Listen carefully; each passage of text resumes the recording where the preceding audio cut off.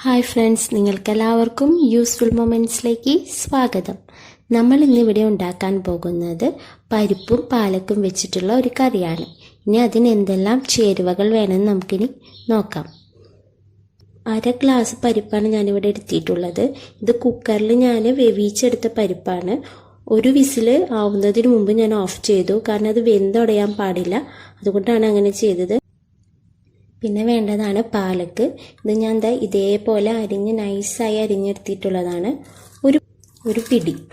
ഒരു പിടിയാണ് ഞാൻ പാലക്ക് എടുത്തിട്ടുള്ളത്. പിന്നെ അതിലേക്ക് വേണ്ട ചേരുവകൾ: ചെറുള്ളിയാണ് ഞാൻ അരിഞ്ഞ് വെച്ചിട്ടുണ്ട്. പിന്നെ ഒരു തണ്ട് വേപ്പിൻ്റെ ഇല, ഒരു പച്ചമുളക്, ഒരു തക്കാളി, ഒരു കുഞ്ഞിക്കഷ്ണം ഇഞ്ചി, ഒരു വെളുത്തുള്ളി, പിന്നെ ഒരു സ്പൂണ് ചതച്ച മുളക്, വറ്റൽമുളക് ചതച്ചത്, ആവശ്യത്തിന് ഉപ്പ്. എങ്ങനെയാണ് ഉണ്ടാക്കേണ്ടതെന്ന് നമുക്ക് നോക്കാം. ആദ്യം നമ്മളൊരു ചീനച്ചട്ടി എടുക്കാം, എന്നിട്ട് അത് ചൂടാക്കാം. ചീനച്ചട്ടി നന്നായി ചൂടായി വന്നതിന് ശേഷം അതിലേക്ക് നമുക്കൊരു 2 സ്പൂണ് വെളിച്ചെണ്ണ ഒഴിക്കാം. ഇനി വെളിച്ചെണ്ണ നന്നായി തിളയ്ക്കുന്നത് വരെ നമുക്കൊന്ന് വെയിറ്റ് ചെയ്യാം. വെളിച്ചെണ്ണ നന്നായി തിളച്ചു വന്നിട്ടുണ്ട്. ഇനി നമുക്കതിലേക്ക് നമ്മൾ അരിഞ്ഞു വെച്ച ചെറിയുള്ളി, ഞാനൊരു പിടി ചെറുള്ളിയാണ് അരിഞ്ഞു വെച്ചിട്ടുള്ളത്. ഒരു 10 മുതൽ 12 വരെ ഉണ്ടാകും. നമ്മുടെ ചില ചെറുള്ളി ഭയങ്കര ചെറുതാവും വലുതാവും, അപ്പോൾ അതിനനുസരിച്ചിട്ട് വേണം അരിയാനായിട്ട്. ഒരു പിടി ചെറുള്ളിയാണ് അരിഞ്ഞു വെച്ചിട്ടുള്ളത്. ഇനി നമുക്കത് വെളിച്ചെണ്ണയിലേക്ക് ഇടാം.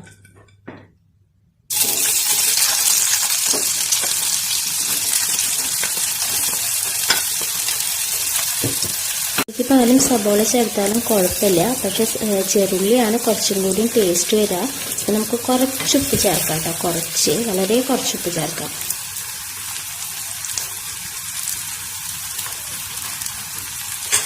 നന്നായി വഴറ്റി കിട്ടാനാണ് നമ്മൾ ഉപ്പ് ചേർക്കുന്നത്. നമുക്ക് നന്നായിട്ട് വഴറ്റിയെടുക്കാം.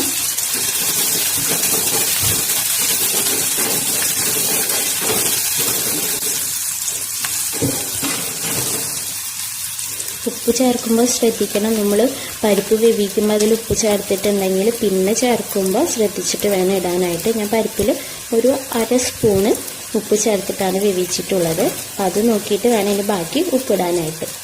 ഇനി നമുക്ക് നമ്മുടെ ചെറുള്ളി നന്നായിട്ട് വഴറ്റിയെടുക്കാം. നമ്മുടെ ചെറിയ ഉള്ളി അത്യാവശ്യം വഴണ്ട് വന്നിട്ടുണ്ട്. ഒരു ബ്രൗൺ നിറം ഏകദേശം ആയി വരുന്നുണ്ട്. ഈ സമയത്ത് നമുക്കത് ഇതിലേക്ക് ഇടാം. എന്തിനാണ് വെളുത്തുള്ളി ഇടുന്നതെന്ന് വെച്ചാൽ നമ്മൾ പരിപ്പാണ് ഇവിടെ വേവിക്കുന്നത്, നമ്മൾ പാലക്കിൻ്റെ ഒപ്പം കഴിക്കുന്നത്. ചിലർക്ക് അതിൽ ഗ്യാസിൻ്റെ പ്രോബ്ലം ഉണ്ടാവും.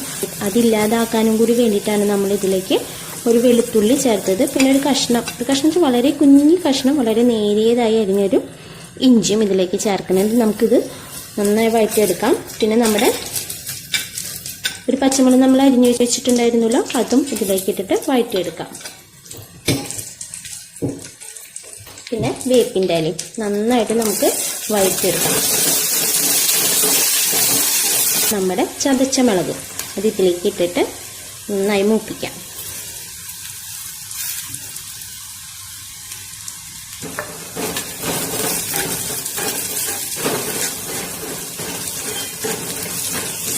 തക്കാളി ഉണ്ടല്ലോ, അതും കൂടി ഇതിലേക്ക് ഇട്ടിട്ട് വഴറ്റിയെടുക്കാം.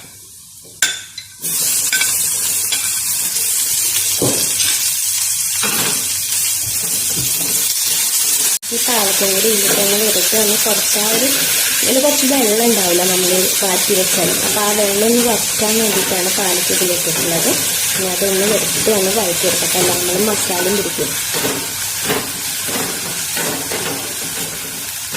നമ്മൾ എത്ര വാറ്റി വെച്ചാലും കുറച്ച് വെള്ളം ഉണ്ടാവും പാലക്കിന്. അപ്പോൾ ആ വെള്ളം ഒന്ന് വറ്റാനും മാത്രമല്ല മസാലയൊക്കെ ഒന്ന് പിടിക്കാനും വേണ്ടിയിട്ടാണ് അങ്ങനെ ഒന്ന് ചെറുതായി ഒന്ന് വാട്ടിയെടുക്കുന്നത്.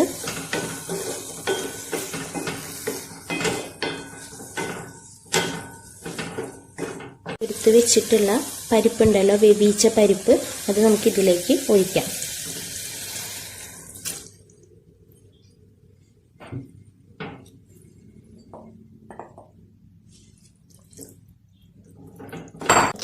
ചെറുള്ളിയിലിട്ടുണ്ടായിരുന്നു. ഇനി ഉപ്പ് നോക്കിയതിന് ശേഷം മാത്രം ഉപ്പിടാം. ഇനി ഇതൊന്ന് കുറുകട്ടെ. ഇത്തിരി വെള്ളം വേണം നമ്മൾ പരിപ്പ് വേവിക്കുമ്പോൾ, കാരണം അല്ലാന്ന് വെച്ചാൽ വെള്ളം നന്നായി വറ്റിയിട്ട് ആ ഒരു ടേസ്റ്റ് കിട്ടില്ല. ഇനി നന്നായി ഒന്ന് കുറുകി വരട്ടെ. നമ്മുടെ പാലക്ക് കറി റെഡി ആയിട്ടുണ്ട്. ഇനി നമുക്ക് തീ ഓഫ് ചെയ്യാം. നന്നായി കുറുകി വന്നിട്ടുണ്ട്. നമ്മുടെ ചാറിനനുസരിച്ചിട്ട് വേണം കുറുക്കാനായിട്ട്. ഇതിപ്പോൾ നന്നായി കുറുകി വന്നിട്ടുണ്ട്. ഇനി നമുക്ക് തീ ഓഫ് ചെയ്യാം. അടിപൊളി പരിപ്പ് പാലക്ക് കറി റെഡിയായി. ഇത് നമുക്ക് ചോറിൻ്റെ ഒപ്പം ചപ്പാത്തിയുടെ ഒപ്പമൊക്കെ കഴിക്കാൻ പറ്റുന്ന ഒരു അടിപൊളി കറിയാണ്. നിങ്ങൾക്ക് എല്ലാവർക്കും ഇഷ്ടപ്പെട്ടു എന്ന് ഞാൻ വിശ്വസിക്കുന്നു. Please like, share, comment and subscribe. Thank you.